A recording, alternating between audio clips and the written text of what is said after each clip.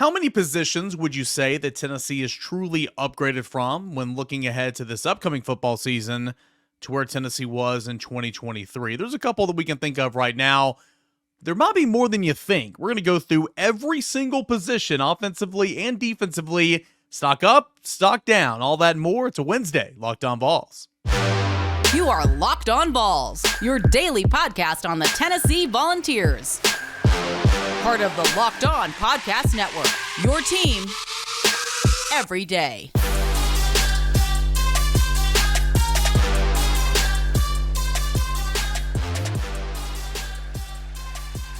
Good morning, everybody. Welcome to Locked On Vols. I am your host, Eric Kane. We are a part of the Locked On Podcast Network, where it is your team every single day. And today's show is brought to you by our friends over at FanDuel Sportsbook. Make every moment more with FanDuel Sportsbook. Got a fun show coming up, just like I said in the cold open.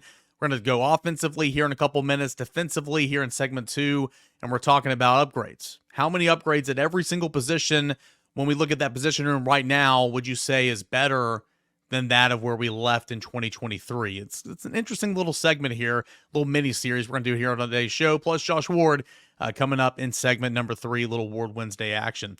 All right, as always, guys, thank you so much for making Locked On Vols your first listen. It's been a whole lot of fun this week, kind of getting back in the swing of things, and I appreciate you guys for reaching out. Don't forget, either Thursday or Friday, so if you got a question, send them in. We're going to do a mailbag to end the week, so it'll either be on tomorrow's show, maybe Friday's show, but send in your questions, comments, concerns, anything you guys have at _Kaner and at Locked On Vols, and of course, you can comment on the YouTube channel as well. So let's go offense first, position by position, okay? We're going to go stock up, stock down, or stock stagnant.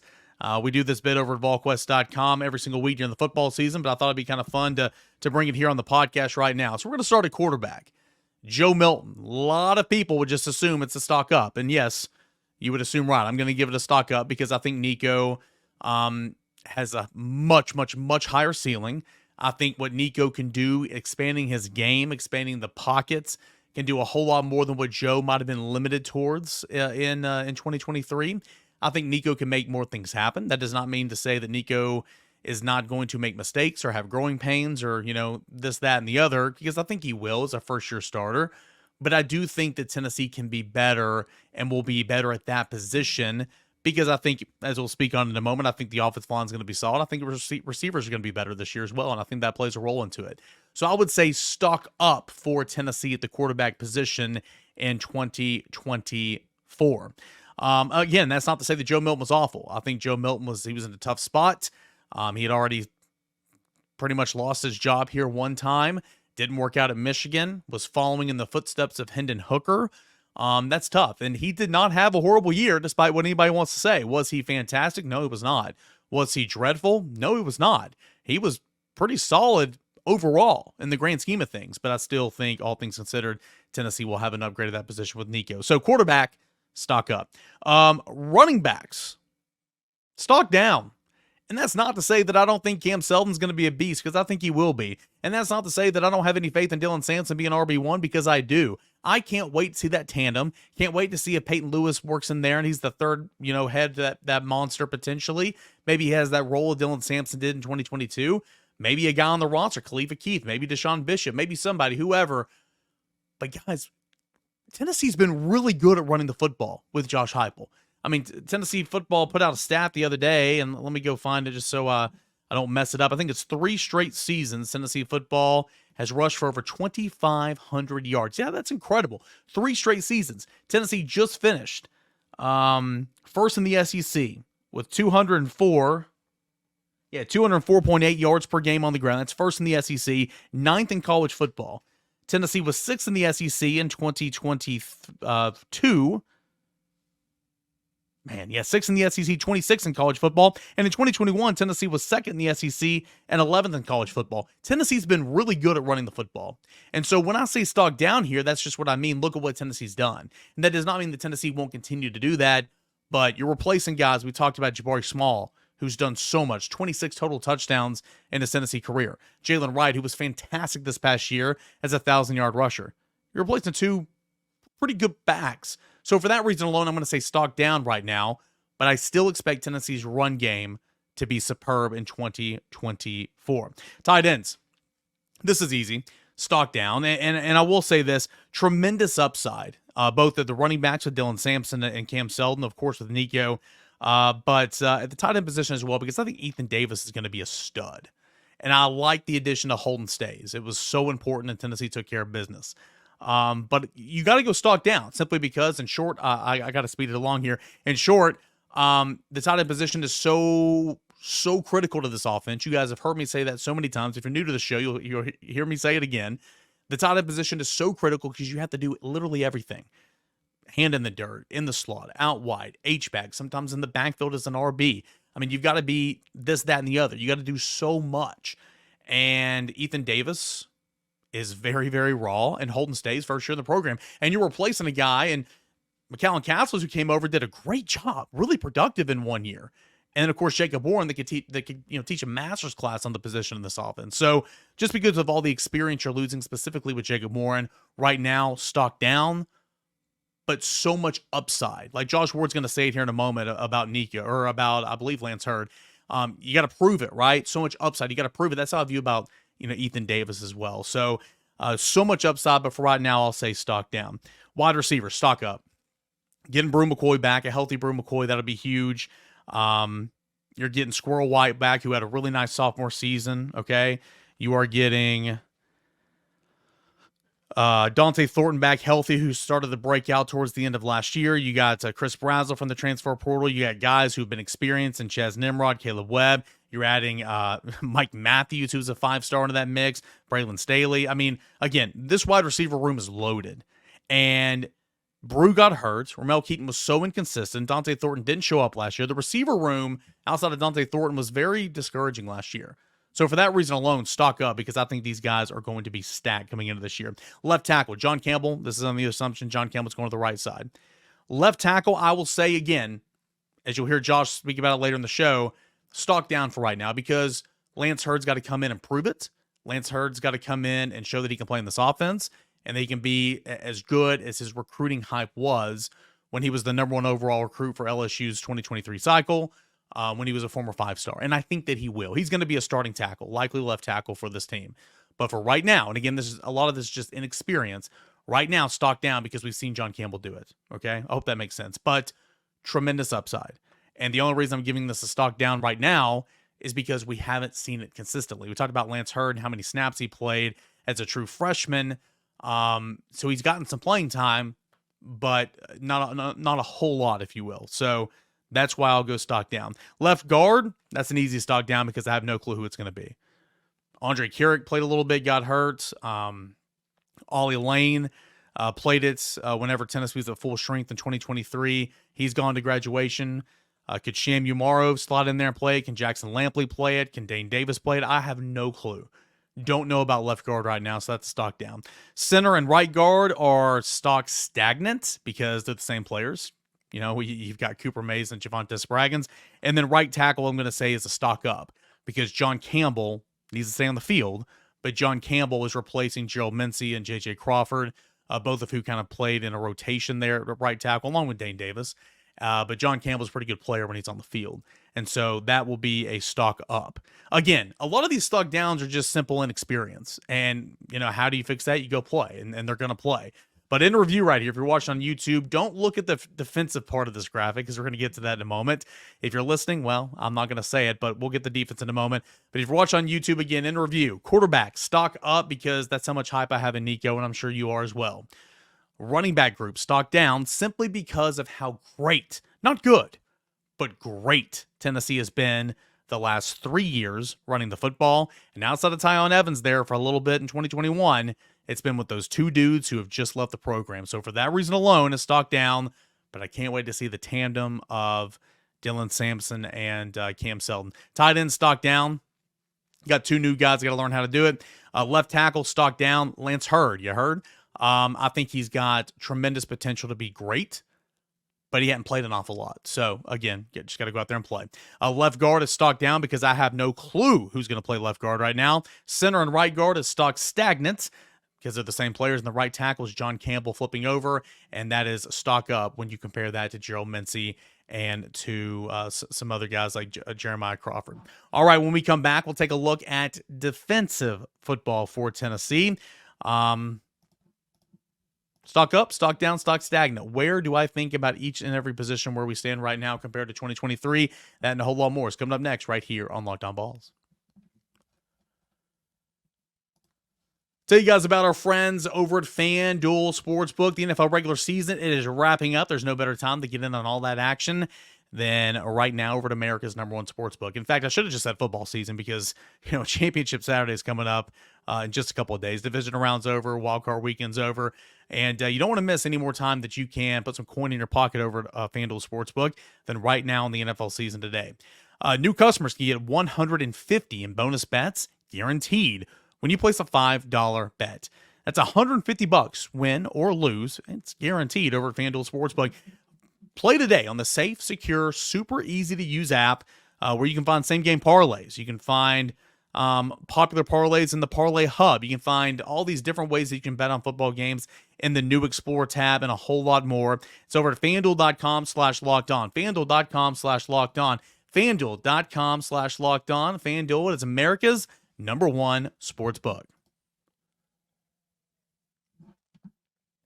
All right, guys, welcome back into Locked On Vols here on your Wednesday edition of the show. Award Wednesday is coming up here in just a matter of moments. Locked On has launched the first ever national sports 24/7 streaming channel on YouTube. Locked On Sports Today is here for 24/7 coverage of not only Tennessee football, but the top stories in the world of sports from local experts of Locked On, plus national shows covering every single league. Go to Locked On Sports Today on YouTube. Subscribe to the first ever national sports 24/7 streaming channel that is Locked On Today. All right. So just like we did on offense, let's take a look at defense and let's see where Tennessee has improved its roster compared to that of the starters a year before in 2023. So let's start with the Leo position. And again, defense is rotation. So much of this is not just basing off who the starter was or who those main group of guys were. I mean, it's a true rotation. So at the Leo position, Roman Harrison was your starter. Obviously, James Pearce was one of the best edge rushers in the country last year. You get my point here? Like, Roman Harrison was the starter, but now that he's out, it means more snaps for Pearce, more snaps for Josephs, more snaps for Herring. We'll see about Ross. There's a 5-star freshman coming in. It's easy to say it's going to be a stock up, even though that position was really good last year because of what you had in James Pearce. But I think Joshua Joseph is better than Roman Harrison. I think Caleb Herring will be better than Roman Harrison. And I think I just think that room overall is going to be a whole lot better than what it was when you look at the starter in Roman Harrison. Roman Harrison, fine player. I'm not trying to dog him, but I would go significant stock up at the Leo position. Defensive tackle, stock stagnant. Sure, you got Jackson Moy, the transfer portal addition from Stanford. He's going to play. He's going to be in the rotation, but his presence is going to be felt much larger in 2025 because you lose all these guys I'm about to mention. Amari Thomas coming back, Omar Norman Lott coming back, Bryson Eason coming back, Elijah Simmons coming back. Those are your 4 main interior options at defensive tackle. Sure, David Hobbs can play in there, and he will play in there a little bit. Jason Jenkins can slide in. Tyree Weathersby, a healthy Tyree Weathersby, could slide in if needed. And there'll be some more guys, but those 4 veterans are all coming back. Amari Thomas, Omar Norman Lott, Bryson Eason, Elijah Simmons. So that's why I'm going to give the defensive tackle position a stock stagnant. All right, let's go to linebacker. Your starters last year, okay, you got Keenan Peely 1 game. I'm not even counting him. It was Aaron Beasley and Elijah Herring. Aaron Beasley, I am not convinced Aaron Beasley was healthy all year long. He started the season off so well, and then it's like he was just not the same player after week 4 or week 5. I think he was dealing with a lot of injuries, but was still playing, and he had to play because Elijah Herring was learning on the fly. Elijah Herring led the team in tackles this year. Elijah Herring did some good things. He also did a lot of bad things, as you would expect from a young, raw football player. But the reason the fact that he played so much, it's only going to make him better. The fact that Jeremiah Thielen, that Caleb Perry, that Arian Carter had to play so much is only going to make those guys better when you essentially swap out Aaron Beasley for Keenan Peely. You welcome him back, and it's Keenan Peely and then all that young room. Plus, you had Edwin Spillman in there as well. Stock up to linebackers. I don't think linebackers were particularly good this year. stock up significantly if Keenan Peely can stay healthy, and then you're going to see a better Elijah Herring, in my opinion. Hopefully, Arian Carter can truly start to break out and be that guy that we think he is, and Jeremiah Thielen and Caleb Perry right there as well. Stock up to the LBs. The star position, Tamari McDonald, entered the transfer portal, committed to Ole Miss, flipped to Louisville. The fact that Tamari McDonald, Wesley Walker, and Tyler Barron are all at Louisville right now is hilarious. Best of luck to them all. I'm not wishing any ill will towards those guys. Best of luck to them. But the fact that they're all there is just hilarious to me. Anyway, Tamari McDonald, one of the better stories of the 2022 season, in my opinion. They brought in Wesley Walker to start at safety that year. But, in football, you don't just hand somebody a job day one, right? I mean, you got to come in, at least go through the formalities of, all right, you go with the twos, and then, a week or two later after the first scrimmage of fall camp, all right, you go with the ones. Tamari McDonald would not be released from the ones. He just wouldn't go away. He benefited so much from that previous spring back in the spring of 2022 when everybody was hurt, and it was T-Mac out there playing with a bunch of walk-ons essentially and backups, and he got so much better. And that's why I really love the story of Tamari McDonald. After 2 years of being a special teams player, he came in and was a 2-year starter for Tennessee at the star position. I do think, though, Jordan Thomas has a much higher ceiling. I do think that Boo Carter, who will be at the star position, maybe not starting, but he'll be there, has got such a higher ceiling than that of T-Mac. And so for that reason alone, stock up at the star position. You got to stay healthy for Jordan Thomas, but stock up at the star position. Cornerbacks. This one's interesting because Kamal Hadden was a really, really good player, but only played in, 6 games last year? Danico Slaughter, I think when healthy, is a pretty solid player, but he was never healthy last year. He dealt with a foot injury all year long, and I think that showed in his play. Gabe Jeudy-Lally was solid. He was not a season-opening starter, but he played in all 12 games and started 10 of them because of the injuries to both Slaughter and to Kamal Hadden. Just cornerback play had the potential to be so good last year, but it wasn't because I think injuries really hurt that room. I truly do believe that. And so there's some unknowns. We know about all the transfer portal deserters and all that. You know that Ricky Gibson's probably going to be a starter. I would peg Jermod McCoy, a freshman All-American from Oregon State, to probably be a starter there. I think Jordan Matthews can play. I think that, Christian Conyer and potentially Christian Harrison, if he's not moved to safety, and Caleb Beasley, and some of these other guys, maybe Jalen McMurray from Temple, who came in via the transfer portal. I think all those guys will play a little bit, but I think Gibson and McCoy will probably be your starters, and I like their upside a lot. So because of the injuries last year, I'm going to say stock up at this position because you never really got a chance a lot of the times to be healthy at that spot. Let's go to safeties. We'll end on safeties. Jalen McCullough, again, so many people have opinions of him. He's a guy that loved Tennessee and gave his all for Tennessee. Wish him nothing but the best. And he had a good year this year. I know a lot of people won't believe it, but he had a good year this year. Now, again, his good year, but I think John Slaughter has a much higher upside than he and Wesley Walker, your two safeties this year. I think Andre Turrentine can be just as good as those guys. I truly do. But I think John Slaughter has a high upside. We'll see what Jacoby Thomas can bring from MTSU. We'll see what Marcus Gorey can bring as a true freshman. A lot of newness, both at quarterback and at safety. But I do believe the ceiling is so much higher for these guys coming in here to play. So, an experience, sure, but I'm going to give this a stock up because I think for the first time since Tim Banks has been here, you're going away from veteran leadership and things you trust and things you know to, yeah, you might mess up on a play, but you might make 3 more. And I think that's kind of where you are right now with this group. So anyway, if you're listening, listen up. If you're watching on YouTube, we'll go through this again. In review, Leo position, stock up compared to what it was in 2023. Defensive tackles, stock stagnant because it's the same guys. Defensive ends, I skipped defensive ends. Defensive ends, whoop. Tyler Barron. Tyler Barron plays that true defensive end position, okay? That 5 technique, if you will. Sure, Dominic Bailey played a ton. Sure, Tyree West played a ton. And those two guys are going to step up and play even more in 2024. I think Kellen Lindstrom's going to be in that spot. I think Tyree Weathersby, a healthy Tyree Weathersby, can play in that spot. Even David Hobbs can play in that spot. You talk about versatility. But fact of the matter is, guys, I mean, again, it was contract year for him, and he played well. Tyler Barron had a great year. Tyler Barron had 6 sacks.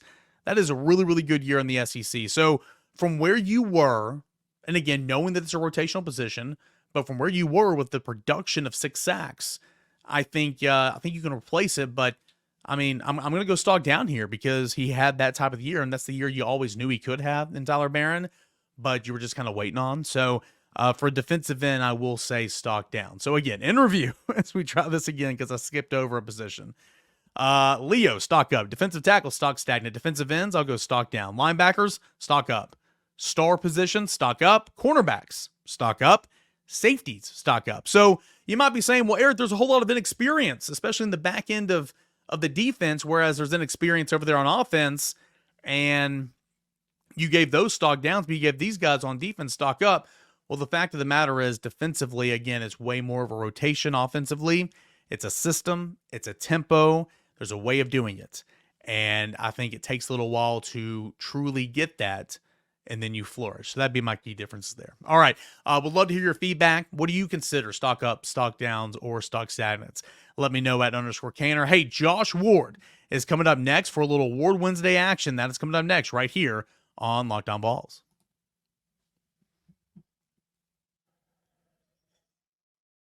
Ward Wednesday, every single Wednesday here on Locked On Vols. Josh Ward, co-host of Josh and Swain on 99.1 The Sports Animal, former host of Locked On Vols. Josh, busy week. Busy starts of the week here for Tennessee. Couple commits on Sunday from the transfer portal. George McIntyre on Monday. Tennessee football has been on a roll here lately.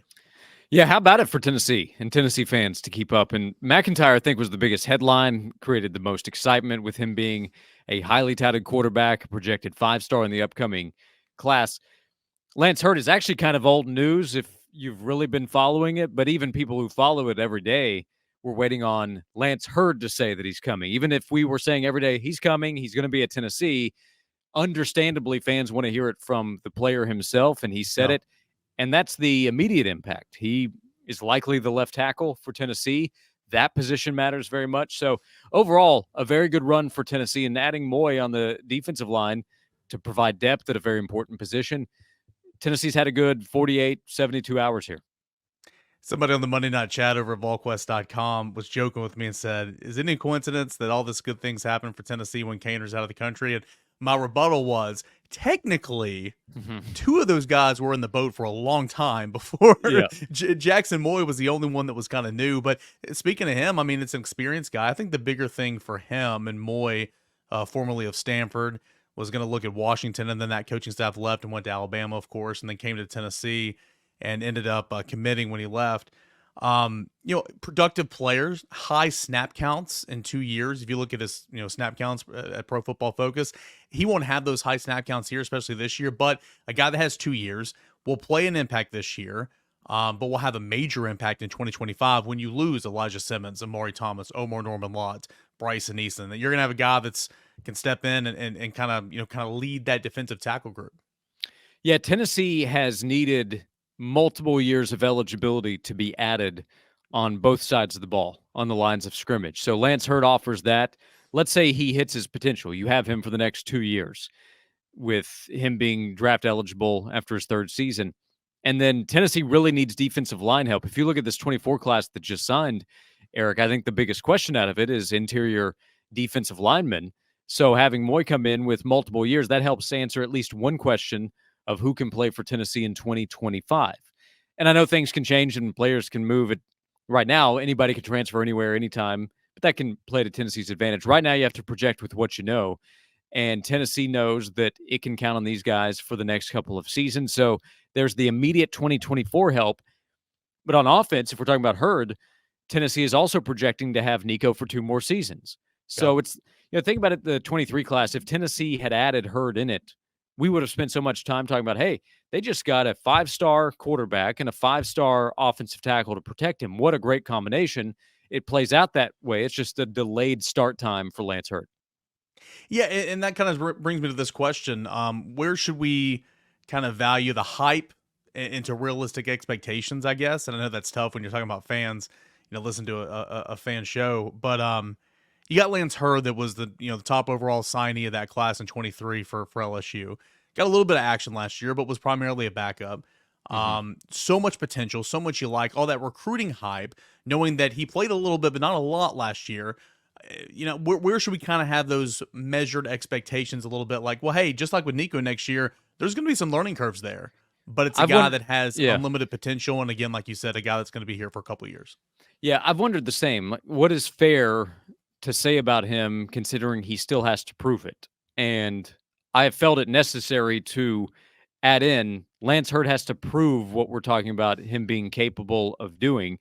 But last week on our radio show, we talked to Matt Moscona from ESPN Baton Rouge, and he said Lance Hurd is the real deal in terms of his talent and believes that he is a future NFL offensive lineman, and praised the way that Hurd plays. Matt had been to LSU practices and said that he has the mean streak that you want to see in an offensive lineman, and it actually maybe started some fights by the way that he played through the whistle. Fans are going to love to hear that. And then Charles Power from On3, who was a part of ranking Lance Hurd a year ago, said, yeah, he plays mean the way that he plays on the field. So again, he has to prove that he can go out there and play at the level that he's been projected. That always applies to anybody. It's going to apply to Nico moving forward. It's going to apply to George McIntyre when he arrives at Tennessee, and it applies to Lance Hurd. But you also need to have those kinds of guys. And before Lance Hurd committed to Tennessee, the Vols didn't have that kind of player. We're talking about some of the younger offensive linemen and how they can develop and when they might be able to help. We know that Lance Hurd is going to be able to help right away. We'll find out to what level he can play. But his potential is as high as probably anybody that's going to be on Tennessee's roster. And thanks to you, we're going to hear those comments from Charles Power before the week is over on Lance Hurd, and of course on George McIntyre and a couple other Tennessee Volunteers coming up later in the week. George McIntyre, what do you like about his game? In-state kid. I think this has potential to really move the needle a lot, not only with in-state kids, but out-of-state kids. He's going to be the catalyst of the 25 class. I've got a piece coming out on the website probably later today over at VolQuest about how, Josh Heupel builds his program like you see in the NFL, right? I mean, he gets his quarterback early, okay, and you build around that. Plus, he goes and gets guys who can affect the quarterback, and that's kind of been the trademarks. If you look at his 3 true cycles here at Tennessee, getting his first quarterback commit as early as George McIntyre here in the month of January, it's going to be big. What do you like about his game, and what do you think he brings to the table, knowing that there's a lot of improvement, he's got to put on some weight? Yeah, that's the disclaimer. He has to get bigger. Almost every single high school quarterback needs to do that. Jalen Hurts is like the exception where he shows up as a weight lifter. Like, okay, well, physically he's ready to go. Everybody else is skinny. So he needs to do that, but he has the arm, he has the size, he has the frame to add that weight, and he has the athleticism. We talk about the offense that Josh Heupel runs, and really I think we can talk about most offenses and look at the quarterback's ability to run and see the obvious benefit. But it's even more obvious maybe when we're talking about what Josh Heupel can do.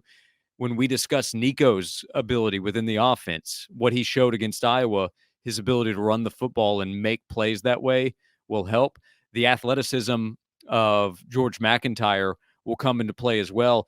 And then we probably still need to learn more about this, but I think he has already shown as a high school prospect the personality, the personality to connect with other players. And we're seeing how recruits respond to the news of George McIntyre committing to Tennessee. And that tells me something. We'll see where these guys go. Some will come to Tennessee. Some will go elsewhere when we talk about all these players that Tennessee will pursue. Yeah. But if you have that personality to connect with your teammates and lead them once you become the starting quarterback, I'm going to bump you up a notch. So the physical skill set is there. The background that he has in the game of football and his ability to connect with the coaching staff and with the players around him will really matter. So he has all the potential to become what we talk about with great quarterbacks. There's a reason he's seen so highly of. And one more reference to Charles Power, he looked at the adversity that the team faced as a benefit maybe for George McIntyre. So the potential is sky high for what he will be able to do in a few years. Yeah, certainly if you've followed high school football in the mid-state in the state of Tennessee, Brentwood Academy did not have the season that it wanted to back in 2023 for what year is this past fall. But man, he's a really, really good quarterback. Last question, knowing that you're a big basketball guy, Tennessee basketball spanked Alabama on a Tennessee Saturday afternoon, really. Look good doing it. Dalton Connect is playing at just an incredible level right now. getting a lot of eyeballs to Tennessee, a lot of notorieties, a couple of National Player of the Week honors already for Connect.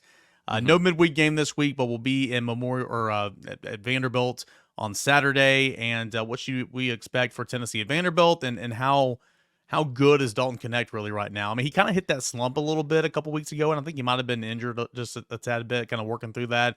He's been unreal. He has been, and he's done it with opposing teams knowing how important Dalton is to what Tennessee does offensively, and it hasn't really mattered. I thought with him struggling with his outside shot against Alabama, but still getting to 25 points, said a lot about what his game is and how it's developed as the season has gone along, facing better defensive play than what he saw before he got to Tennessee. So when he arrived, there wasn't as much attention on Dalton Connect. He was known as an important player in Tennessee's lineup, but Dalton took his game to another level, and opposing teams kind of responded. Their defensive play focused more on him, and he has responded to that. He can make plays at the rim. He can get to the free throw line. He can hit shots at the mid-range. He can get to different spots, and he can still hit the outside shot. He can do everything and still help pass the ball off. Teammates have to be ready because with the attention that he draws, that creates opportunity. The pick and roll game, ball screen action from Tennessee's offense is much more active because of his skill set, the development of Jonas Adu. Other guys deserve a ton of credit for how they've developed and how they've adjusted to what Connect's game is and what he brings to Tennessee. They're actually defensive benefits as well because they have all the energy they need on that side of the floor. So, Eric, this week against Vanderbilt, Tennessee has to focus.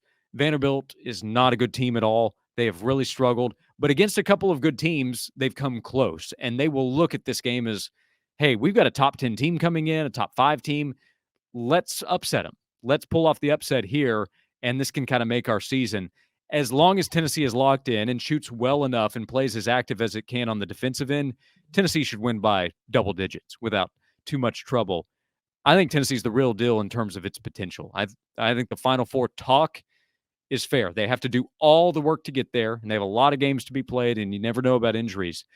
But Tennessee has what it needs to play with any team in the country through the regular season and when they get to the postseason. Yeah, I mean, Tennessee's got to treat this like the South Carolina football game this year, right? Like Super Bowl. Yeah, make this the regular season Final Four game for Tennessee. Yeah, that's the way you do it going in. Josh Most important game is the Ward next one you play, and the next game Tennessee plays is at Vandy. Josh_Ward on Twitter, live on 99.1 The Sports Animal, noon to 3 with VFL Jason Swain, and the newsletter every Friday morning. You got a free link to that free newsletter. It's in the show description of the show right now. Josh, what's coming up the rest of the week on the show? Yeah, thanks for that promotion. The sleigh ride was on Tuesday, so if you want to go back and listen to our 1 o'clock hour, the second hour of the show, we had a full hour with Ron Slay. He's great each week talking Tennessee basketball. Titans fans, he had some thoughts on the new head coach hire as well. And then, we'll continue the conversation about what happens next with Tennessee football and the newsletter. Appreciate you plugging it and sharing that link, joshandswain.com. It's once a week into your email inbox every Friday morning. Josh, appreciate it as always, man. Thanks so much. Thank you. All right, that is Josh_Ward, Josh and Swain over at 99.1 The Sports Animal. Thank you guys so much for being here. Had a fun show today, kind of going through stock up, stock down, stock stagnant, rating Tennessee's positions. We're going to go left tackle, left guard, center, all that and more, upgrade, downgrade, or stagnant. I had a whole lot of fun doing that on offense and on defense here on today's show. And, of course, talking with Josh Ward. We'll continue to look at Tennessee in the transfer portal, evaluate this football roster, and look ahead to Tennessee and Vanderbilt hoops action coming up this weekend. For everyone here at Locked On Vols, appreciate you guys for being here, making Locked On Vols your first listen, and we will talk to you guys again tomorrow. This is Locked On Vols.